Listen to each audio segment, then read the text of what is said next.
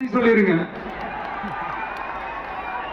அஜித் குமார் அவர்கள் குடும்பத்துக்கு நீங்க கொடுத்த நிவாரணம் மாதிரி இந்த 24 பேர் குடும்பத்துக்கும் நீங்க நிவாரணம் கொடுத்தீங்களா? தயவு செஞ்சு நிவாரணம் அந்த நிவாரணத்தையும் கொடுத்துருங்க.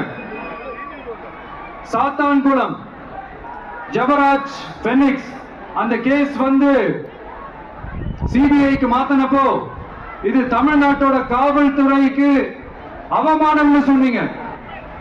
இன்னைக்கு நீங்க உத்தரவிட்டதுக்கு பேர் என்னங்க சார்? அதேதானே அன்னைக்கு நீங்க சொன்னதும் இன்னைக்கு நடக்கிறதும் அதே தானே? அதே சிபிஐ தானே? அதே சிபிஐ ஆர்எஸ்எஸ் பிஜேபியோட கைப்பாவையா தான் இருக்கு.